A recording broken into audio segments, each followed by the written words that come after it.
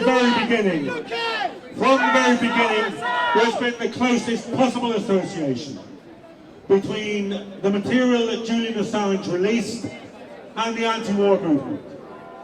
When I went down to report at the Frontline Club on the initial revelations of the Afghan war logs, it was because I was one of the founder members of the Stop the War coalition in this country.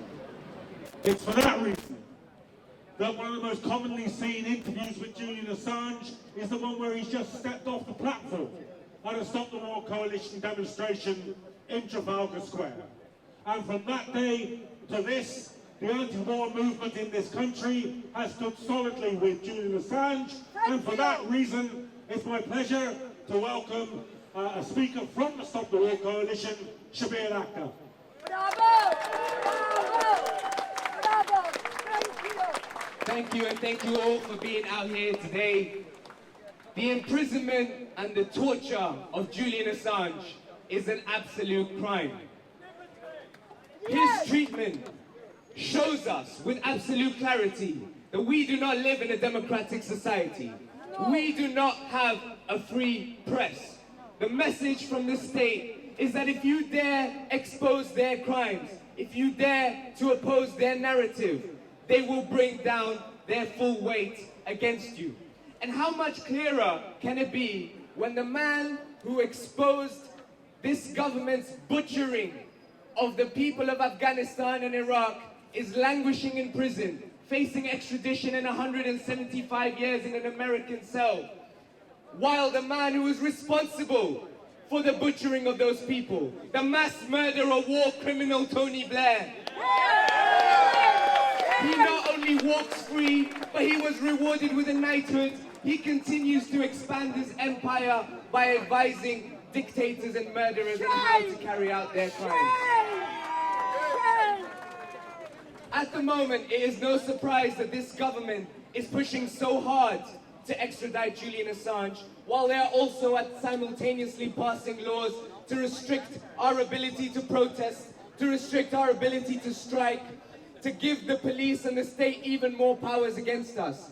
And at the same time, they are pushing for a mass escalation of a war that threatens to expand and that threatens the lives of millions and millions of more people. So we have an absolute duty, when they try to stop us to protest even more. When they beat the drums of war, to make sure that we mobilize and stop their warmongering. And we know that even in the case of Julian Assange, it is not something that will be decided in a vacuum in the courts. The court of public opinion matters. The pressure that we build on the streets matters. And that's why we need to keep turning out in bigger numbers for Julian Assange. We need to turn out in bigger numbers to oppose the war in Ukraine. And we need to turn out in bigger numbers to stop this authoritarian government from removing our hard-won democratic rights and civil liberties. So I just want to make one plug, which is that on the 8th of July, the Stop the War Coalition has a national day of action against the war in Ukraine, calling for peace. Please, if you're not already a member of Stop the War, join it. Come out on the streets and let's make the case against war. Let's defend Julian Assange. Let's build on his legacy. See you all in the streets. Solidarity.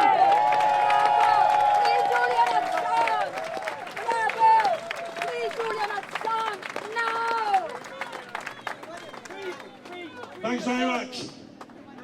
And now I want to ask Kristinn Hraffnsson, the editor-in-chief of WikiLeaks, to come to the platform to explain to us exactly where we are now in this struggle and what we need to do next. Kristinn.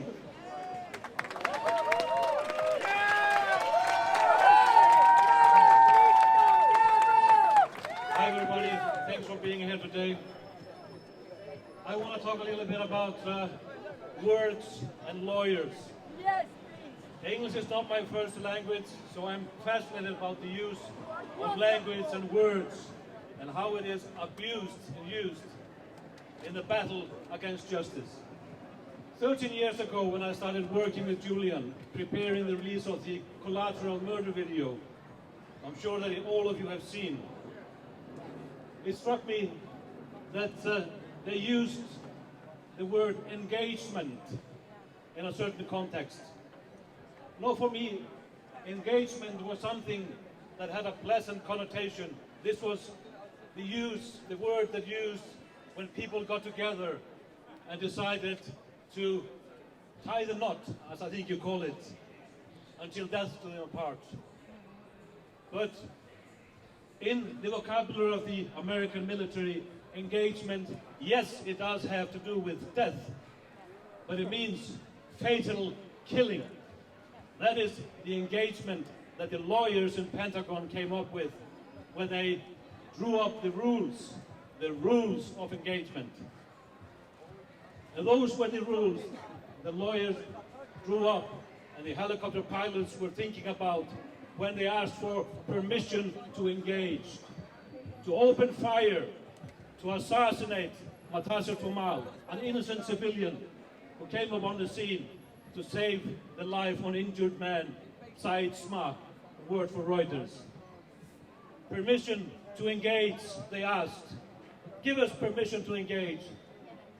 Before they opened fire and sprayed 30mm hollow bullets upon the vehicle where inside were the two children, Said and Sma, who were only saved because their father threw his body over them and shielded them in front of the car.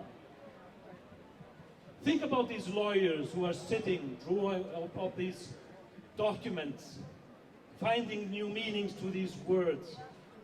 Engagement. It's killing. And think about the fact that Julian is being indicted for publishing these rules of engagement. You are not even allowed or supposed to see the rules they play by in their assassination games in wars. They do not charge him for publishing the collateral murder video for one purpose only, because they do not dare to have that shown in a courtroom at any point, and you know why. Yes. This is how they use language. We all know how the lawyers in Pentagon and the Department of Justice drew up manuals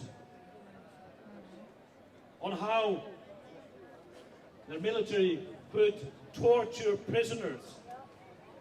But of course they didn't call it torture. What shall we call it so it sounds better? Enhanced interrogation techniques. That's waterboarding 80 times, 90 times.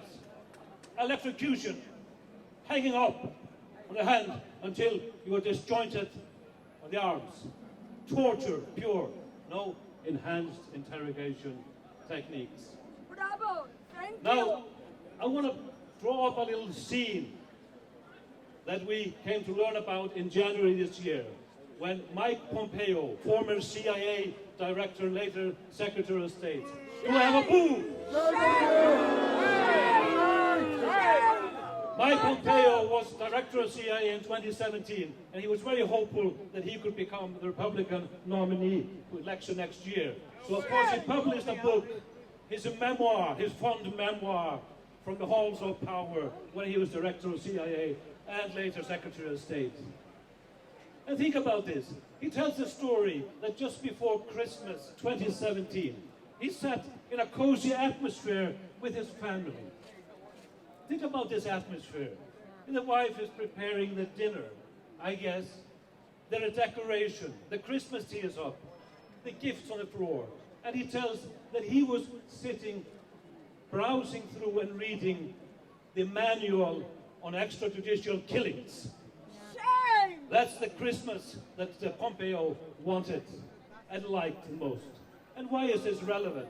Yes, because we now know that in the same period, because of brave journalists who did deep investigation, there were plans being drawn up to assassinate Julian Assange, to kidnap him or assassinate him in the Ecuadorian embassy. A real plan that was introduced in the White House.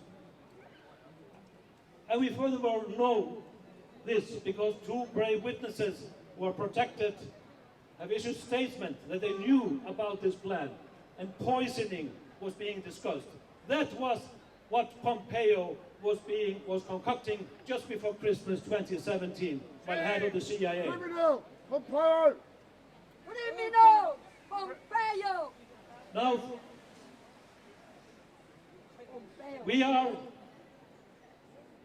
possibly not going to hear about all this in the court of law in the extradition hearing and the High Court.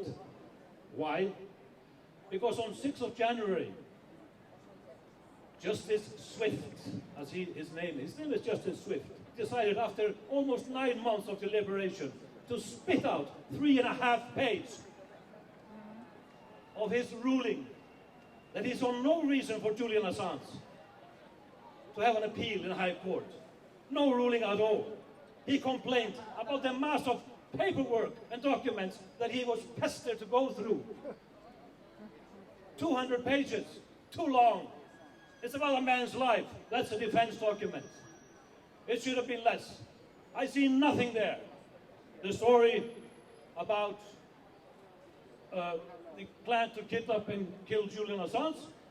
No, it's just a journalistic story. It's based on 30 named and unnamed sources, published in Yahoo News, written by 3 prominent investigative journalists. No, it's just some speculation by a journalist.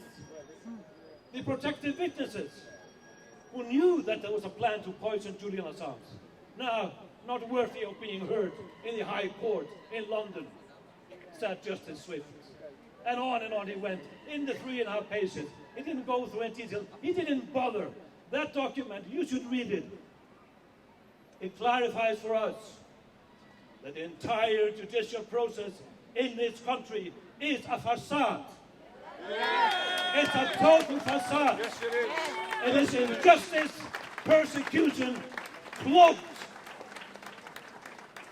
in to make it look like it's justice, but it's not. And the more steps we take in the courts here in London, the more obvious it becomes. And Justice Swift, he doesn't even spend much effort in trying to cloak the real fact of the matter that he had already decided to take a politicized opinion before he even got the 200 documents. And I doubt that he read through the entire thing. He was probably reading the memoirs by the great Mike Pompeo at the time. Change on Jonathan Swift. My good friend Greg Murray wrote an excellent piece the other day. Please read him and support him. He is very good. And he reminded people how fascism and Nazism crept into the German psyche in the 30s.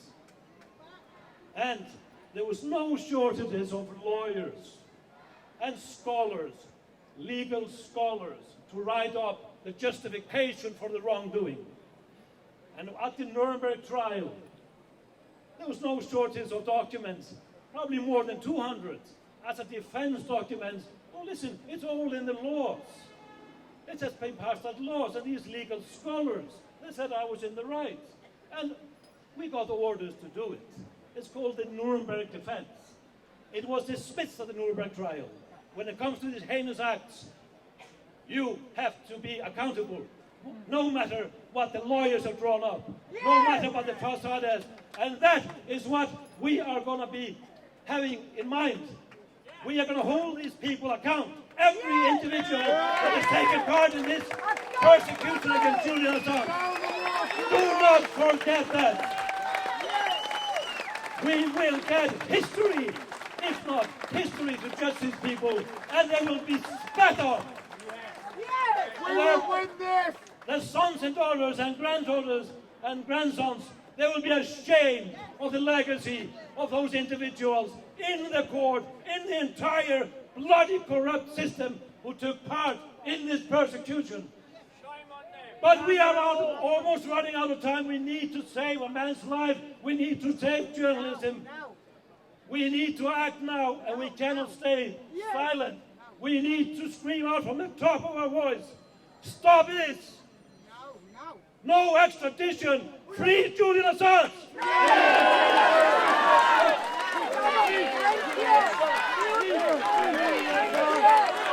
Thank you.